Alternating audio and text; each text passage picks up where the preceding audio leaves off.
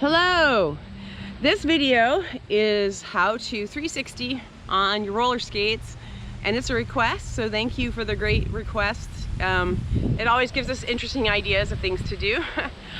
Just as a disclaimer, I am not in any way a skate coach or a pro or anything, so if you were to ask someone who's like a pro coach, I'm sure they have a totally different way of teaching this.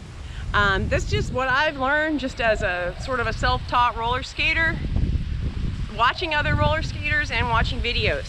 And it's kind of just trial and error what's worked for me so far. So hopefully it helps y'all too.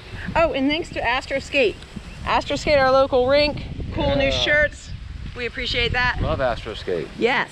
So I recommend for a 360 that it's best to learn how to do 180 jump turns first, I think. So I will link the video that I did about how to do jump turn 180 on your roller skates down below.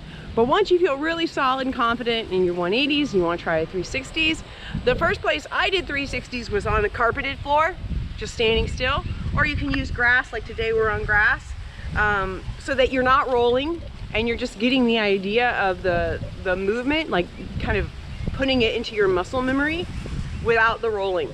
It's actually a little more challenging to do it without rolling, but if you can do it, you know, standing still, it'll kind of give you the sense of what you need to do with your body once you're moving. So in my case, I turn to the left more naturally. So pick whichever way. If you turn to the left, if you turn to the right. I turn to the left. I stagger my feet with my left foot in front, right foot behind, but it doesn't have to be that way. It could be the other way around. But having staggered feet will make you more stable. However you want to stagger them is up to you. But I go left foot in front, right foot behind, turning to the left. And generally I will sort of prep my turn by bringing my front arm, left arm forward and right arm out, kind of bending down for the takeoff part, and then pulling up in the middle, kind of pulling my arms in as I'm turning my head, shoulders, chest, and then the rest of me to the left. And then when I land, bending and dropping back down again.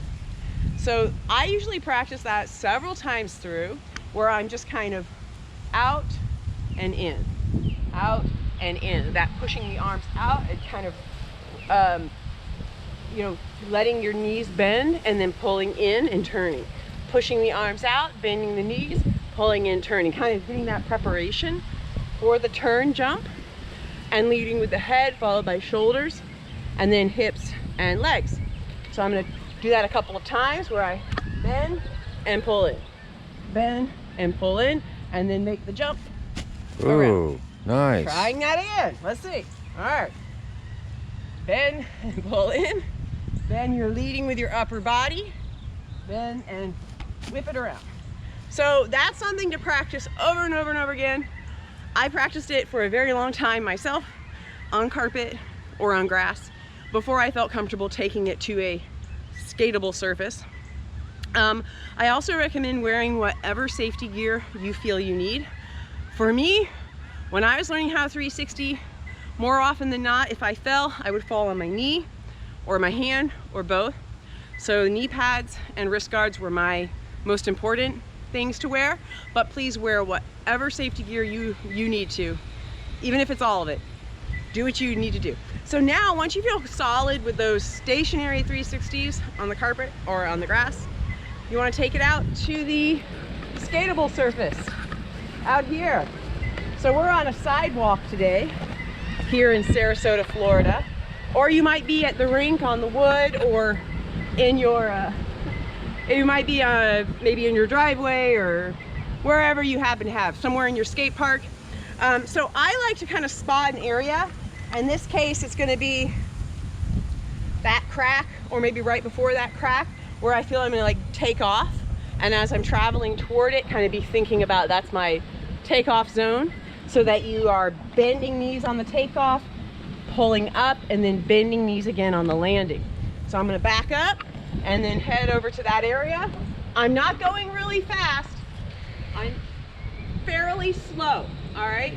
But rolling forward, looking at my takeoff area, pushing out, bending and pulling in, and spinning around. So So that's something that you can practice.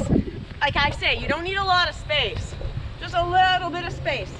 Not a lot of speed, a slow roll, moving forward, spotting your takeoff area, pushing out, pulling in, and spinning around. Good. So I'm really turning my head, shoulders, and then the hips and the legs, just like we did when we were on the grass. Moving forward again, pushing out, pulling in, whipping it around, and landing. So, like you can probably see, just having a little bit of roll gives me a lot more power than when I'm just standing still.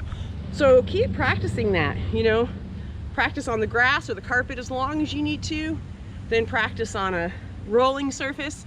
And I really think that if you want to do 360s on ramps as well, having a really solid 360 on the ground is the best thing, I believe, before you start doing it on ramps, because ramps add a whole other element of interesting terrain.